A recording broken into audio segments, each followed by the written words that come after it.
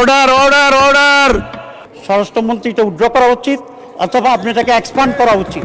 রুলসে পড়ে না নাশ। মাননীয় স্বরাষ্ট্রমন্ত্রী, আপনি 300 বিধিতে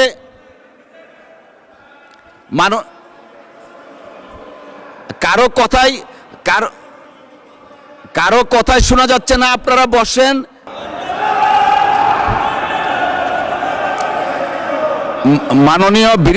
মাননীয় বিরোধী দলীয় উপনেতা, আপনি দয়া করে বসুন, সবাই বসুন। এদিকে যারা আছেন আপনারাও বসুন। ইসলামী ছাত্র শিবির মাননীয় সদস্য আর দলকে এইভাবে পার্লামেন্টে দায়ী করবে, বানোয়াট কথা বলবে এবং ষড়যন্ত্র করবে, এটা তো কোনো পার্লামেন্টে মেনে নেওয়া যায় না। সবাই যদি কথা বলেন তাহলে ওনাকে উপনেতা কেন বানিয়েছেন? দয়া করে বসেন। যেহেতু বিরোধী দলের নেতা নেই, উপনেতাকে ফ্লোর দেওয়া হয়েছে, তাহলে ওনাকে কেন বানালেন?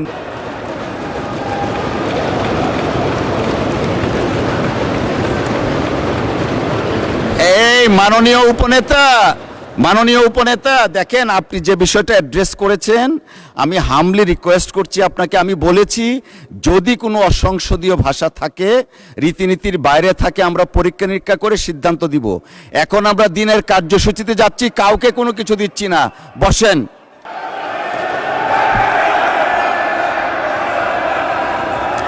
মাননীয় স্বরাষ্ট্রমন্ত্রী, কিছুই যায়নি রেকর্ডে, আপনি বসেন দয়া করে। Let us start our business. Bangladesh ছাত্র শিবিরের কেন্দ্রীয় সহকারী আন্তর্জাতিক বিষয়ক সম্পাদক মোহাম্মদ জিসান মিয়া প্রধানের ঘটনার সংক্ষিপ্ত বিবরণ। মাননীয় স্পিকার, উল্লেখিত বিষয়ে আমি মহান জাতীয় সংসদকে অবহিত করছি যে গত 11 জুন 2026 তারিখ রাত 8:30 কুমিল্লা জেলার দাউদকান্দি বাজার হতে বাংলাদেশ ছাত্র শিবিরের কেন্দ্রীয় নেতা, যার পদবি সহকারী আন্তর্জাতিক বিষয়ক সম্পাদক মোহাম্মদ জিসান মিয়া প্রধান নিখোঁজ মর্মে 12/6/2026 খ্রিস্টাব্দে দাউদকান্দি থানায় এসে তার পক্ষে মোহাম্মদ রাসেল আহমেদ, ঠিকানা স্থায়ী ও বর্তমান বীরবাগ গোয়ালি ইউনিয়ন বটেশ্বর থানা দাউদকান্দি জেলা কুমিল্লা, মোবাইল নম্বর বললাম না, আছে, একটি নিখোঁজ জিডি করেন। নিখোঁজ জিডির প্রেক্ষিতে তাকে উদ্ধারের নিমিত্তে কুমিল্লা জেলা পুলিশের একাধিক টিম মাঠে নামে উদ্ধার কাজে তৎপর হয়। অনুসন্ধানকালীন প্রথমত নিখোঁজ ব্যক্তির আপন চাচাতো ভাই সজীব হাসানের মাধ্যমে জানা যায় গত 5-6 মাস পূর্বে ফেসবুকের মাধ্যমে জনৈক একজন নারীর সাথে মোহাম্মদ জিসান মিয়া প্রধানের পরিচয়ের সূত্র ধরে তাদের মধ্যে মোবাইল ফোনে কথাবার্তা শুরু হয় এবং প্রেমের সম্পর্ক গড়ে ওঠে। মাননীয় স্পিকার, কুমিল্লা জেলা পুলিশের তথ্য মতে বিভিন্ন সময়ে জিসান মিয়া মেয়েটিকে বিয়ের প্রলোভন দেখিয়ে একাধিকবার দর্শন করলে মেয়েটি অন্তঃসত্ত্বা হয়ে পড়ে। এক পর্যায়ে জিসান মিয়া প্রধান ভিকটিম মেয়েটিকে জোরপূর্বক ভ্রূণ নষ্ট করার জন্য চাপ সৃষ্টি করতে থাকে এবং ভ্রূণ নষ্ট না করলে ভিকটিমকে মেরে ফেলার হুমকি প্রদান করে। তার এক পর্যায়ে ভিকটিম মেয়েটি জানের ভয়ে ভ্রূণ নষ্ট করতে রাজি হলে জিসান মিয়া প্রধান তার পূর্ব পরিচিত ও ঘনিষ্ঠ জনৈক সিকান্দর আলীর ওষুধের দোকান হতে ভ্রূণ নষ্ট করার ট্যাবলেট ক্রয় করে ভিকটিম মেয়েটিকে খাওয়ায়। 2-3 দিন পরে ভ্রূণ নষ্ট হওয়ায় ওষুধ সেবনের ফলে ভিকটিমের প্রচণ্ড রক্তক্ষরণ শুরু হলে ভিকটিম নিজেই জিসানকে বিষয়টি জানায়।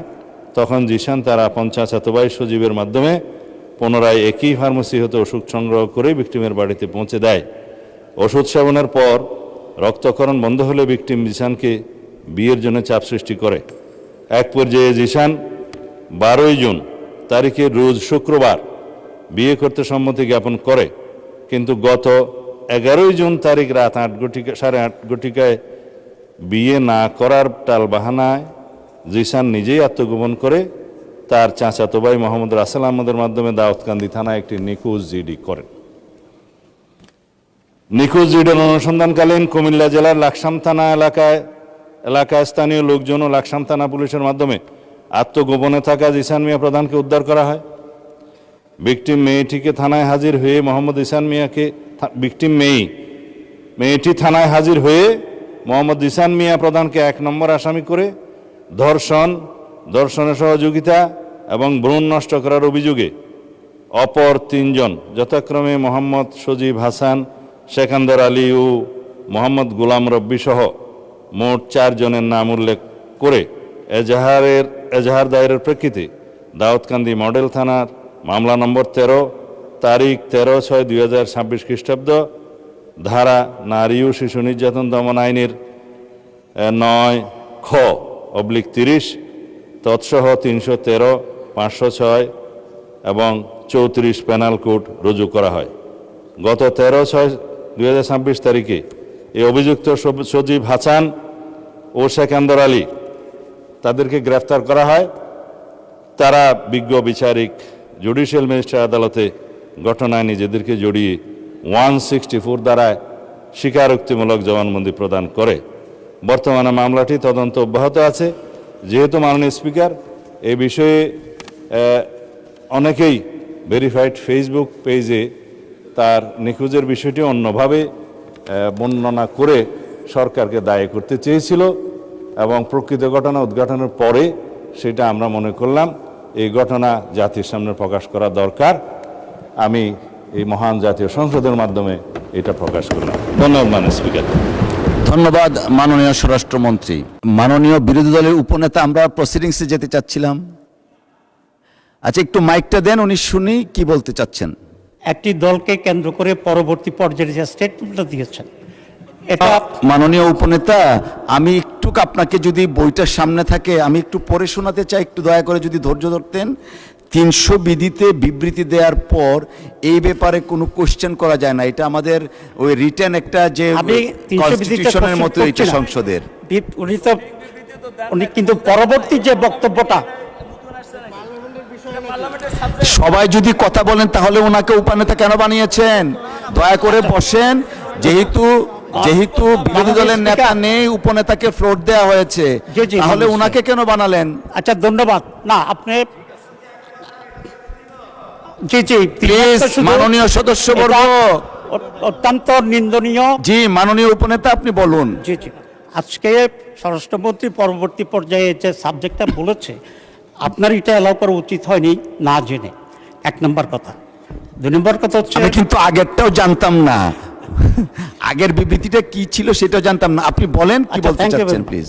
কিন্তু ভেরি আনফরচুনেট থিং হচ্ছে এই যে আমার জানা নাই স্বরাষ্ট্রমন্ত্রী পরবর্তী পর্যায়ে একটি আনডিসাইডেড ম্যাটারকে, বিতর্কিত বিষয়কে এখানে পার্লামেন্টে এরকম বক্তব্য রাখা কোনো একটি দলকে করে, এটাই বোধহয় বাংলাদেশের পার্লামেন্টের ইতিহাসে এই প্রথম বলেই আমি মনে করি। এবং এটা মনে হচ্ছে আমার কাছে যে মাননীয় স্বরাষ্ট্রমন্ত্রী একটি দলকে কন্ডেম করার জন্যে ইন্টেনশনালি এটা এখানে প্লেস করেছে। ঘটনাটা যেটা হয়েছে, আমি এখন জানতে চাচ্ছি যে জিসান এখন কোথায় আছে, 1 নাম্বার।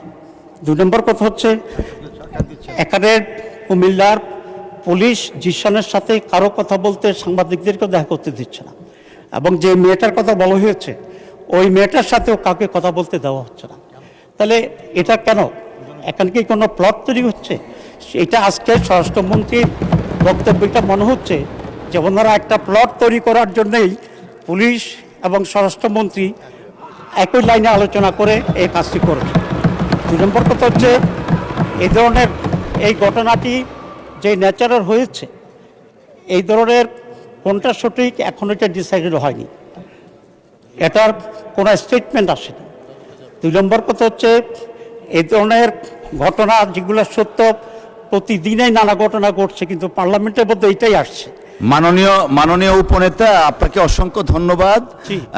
যদিও 300 বিধির উপরে কিছু বলার থাকে না, তারপরে আপনি বলেছেন, অসংখ্য ধন্যবাদ। কন্ডেম করি এবং এই ধরনের ঘটনা আসতে হবে। Thank you. এবং এটা কোনো প্রমাণিত হয়নি, তার ছবি আমাদের কাছে আছে। ইসলামী ছাত্র শিবির মাননীয় সদস্য আর বোধহয় দলকে এইভাবে পার্লামেন্টে দায়ী করবে, বানোয়াট কথা বলবে এবং ষড়যন্ত্র করবে, এটা তো এখন পার্লামেন্টে মেনে নেওয়া যায় না। আমি মনে করি স্বরাষ্ট্রমন্ত্রী এটা উইথড্র করা উচিত, অথবা আপনি এটাকে এক্সপান্ড করা উচিত, কারণ এছাড়া ছবি আমাদের কাছে আছে। এখন মাননীয় সদস্য, আপনি একটু বসেন, আমাকে একটু বলার সুযোগ দেন। জি, না না না, এটা দেখতে খারাপ দেখা যায়, আপনি একটু বসুন প্লিজ, টেক ইউর সিট, বসেন আপনি, আমরা সিস্টেমটা রাখি। মাননীয় সদস্য, আপনিও বসেন।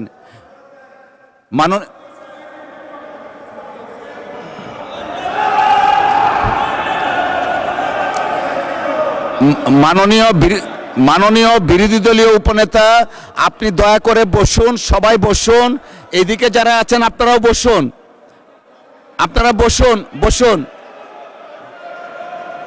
বসুন।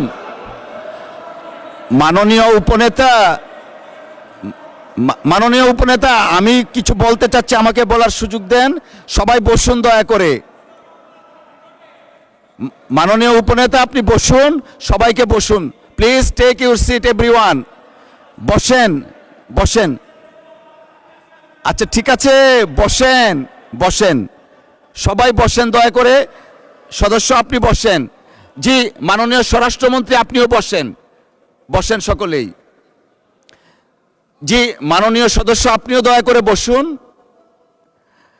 মাননীয় সদস্যবৃন্দ, আসলে এটা আমাদের দেশের সর্বোচ্চ জায়গা, এটা আমরা সবাই দায়িত্বশীলতার পরিচয় দিব।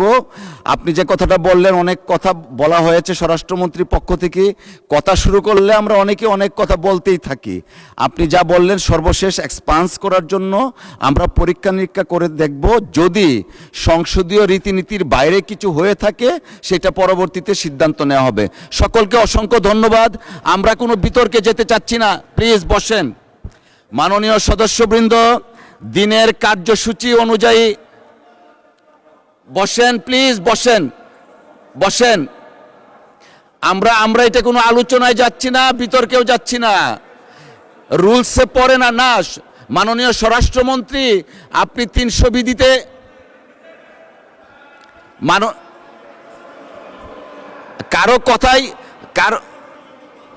কারো কথাই শোনা যাচ্ছে না, আপনারা বসেন, একটু পরে বসবেন, একটু পরে আপনি বসেন। 300 বিধিতে বক্তব্য দেওয়ার পর এই ব্যাপারে কোনো কোশ্চেন করা যায় না। আমাকে শেষ করতে দেন। যেহেতু বিরোধী দলের নেতা নেই, উপনেতা হিসাবে উনি দাঁড়িয়েছেন, প্রিভিলেজটা আমরা দিয়েছি। উনি যে বক্তব্য রেখেছেন সেটার প্রেক্ষিতে আমি রুলিং দিয়েছি যে যদি মাননীয় স্বরাষ্ট্রমন্ত্রীর কোনো বক্তব্যে অসংসদীয় কিছু থাকে, পরীক্ষা নিরীক্ষার পর সিদ্ধান্ত দেওয়া হবে। সবাই দয়া করে বসেন, আমরা দিনের কার্যসূচিতে যাচ্ছি।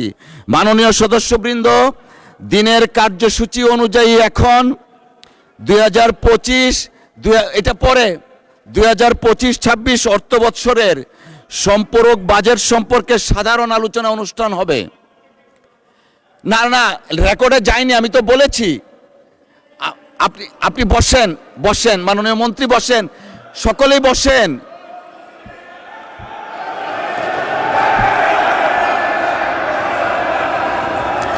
মাননীয় স্বরাষ্ট্রমন্ত্রী, কিছুই যায়নি রেকর্ডে, আপনি বসেন দয়া করে। Let us start our business. আপনারা বসেন বসেন।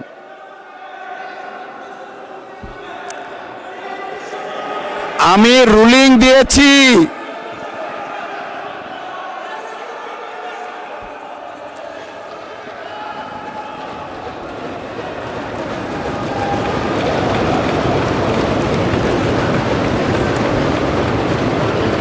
এই মাননীয় উপনেতা, দেখেন আপনি যে বিষয়টা অ্যাড্রেস করেছেন, আমি হামলি রিকোয়েস্ট করছি আপনাকে, আমি বলেছি যদি কোনো অসংসদীয় ভাষা থাকে, রীতিনীতির বাইরে থাকে, আমরা পরীক্ষা নিরীক্ষা করে সিদ্ধান্ত দিব। এখন আমরা দিনের কার্যসূচিতে যাচ্ছি, কাউকে কোনো কিছু দিচ্ছি না, বসেন।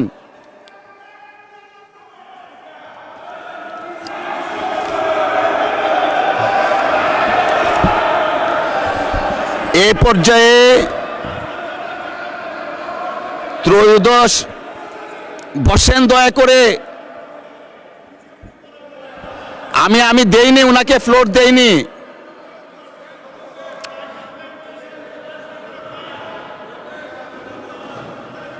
জি,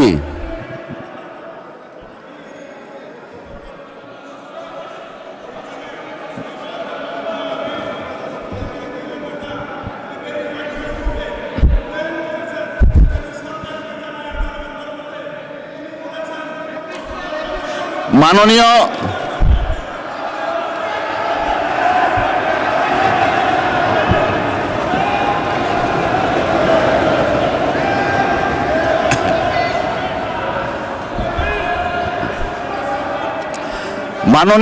মাননীয় সদস্যবৃন্দ, আপনারা বসেন বসেন। মাননীয় স্বরাষ্ট্রমন্ত্রী বসেন, আপনারা বসেন।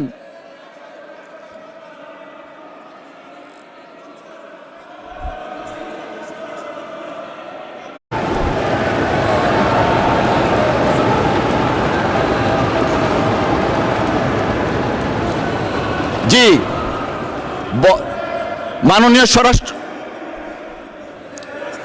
মাননীয় স্বরাষ্ট্রমন্ত্রী আপনি বসেন